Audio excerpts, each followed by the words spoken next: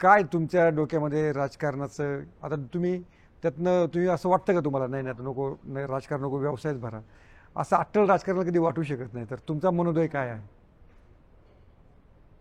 माझा मनोदय जो आहे आज मी नगर ही माझी जन्मभूमी कर्मभूमी जशी नगर कर्मभूमी आहे तशी पुणे देखील माझी कर्मभूमी की ज्या पुण्याने 5 वर्षामध्ये संदीप हॉटेलला एक ग्लोबल पद्धतीने एक दिशा जाण्याची दिशा दाखवली. त्यामुळे सध्या तरी पुण्यामध्ये व्यवसायामध्येच लक्ष देणं हा पहिला फोकस आज आज आज तरी आहे. प्रायोरिटी संधी मिळाली तर नगरमध्ये पुन्हा कार्यरत होण्याची जर तरला आयुष्यात महत्व नसतं. जर तरला महत्व नसतं जे त्यावेळेस तुमच्यावर आयुष्यात अनेक संकट आली अनेक तुम्हाला प्रसंगातनं बाहेर पडावं लागलं तर यातनं तुम्ही काय शिकलात? मागची जी काही 10-12 वर्ष पाहिले ते अनेक संकट आले आणि ते मी एवढं खात्रीशीर सांगतो की जी राजकारणामधून संकट निर्माण झाली. अजूनही लोकांना वाटणार नाही तसं तुम्ही जे म्हणताय राजकारणामुळे ती संकट आली. राजकारणामुळे संकट आली आणि किंवा काहींना ही जी उंची गाठतोय ती पावली नाही. मी नगरला महापौर असताना केलेलं काम हे नगरकरांनी पाहिलं. काहींना असं वाटलं की आता यांना कुठंतरी साईड करा हा आपल्या पुढं वरचढ होईल मग त्यांनी खोटेनाटे आरोप करून विरोधकांनी म्हणा काही स्थानिक विरोधक असतील काही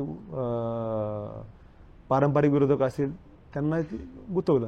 पण एक शिकलो साहेब आयुष्यामध्ये की वडिलांनी सांगितलं की किती संकट जरी आले तिघा भावांना आमच्या फॅमिलीला पूर्ण आपण आपल्या संकटामध्ये आपली नियत चांगली आहे ना त्यावर तुम्ही मात करणार.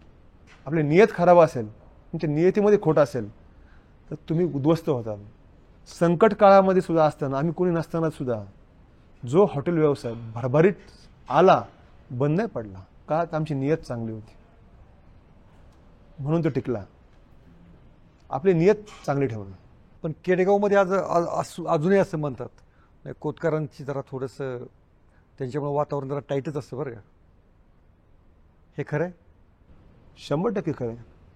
मी नाकारत नाही. याला कारण सांगतो. वातावरण आता मी पूर्ण बोलतो. जेव्हा असं सांगतो ना कोतकरांमुळे वातावरण टाईट असतं तुम्ही एक बघा आमचं वातावरण टाईट करायचं कुठलं असतं विकास कामाचं असतं.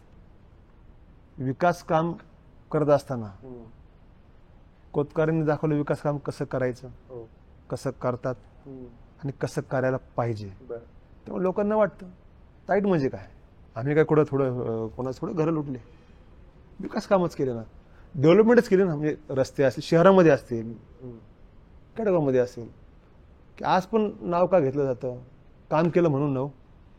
जर काम नसतं केलं लोक काय म्हणले असते याला दारात उभं नका करू म्हणले असते. काम केलं.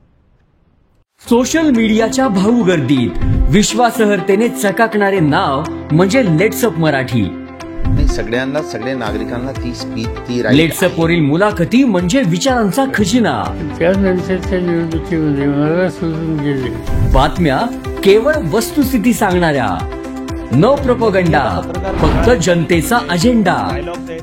क्योंकि आने वाला कल जाने वाला है जाने वाला कल आने वाला है. राजकारण मनोरंजन असो की क्रीडा क्षेत्र महाराष्ट्राची स्पंदने संवेदनशीलतेने टिपणारे माध्यम म्हणजे लेट्सअप मराठी.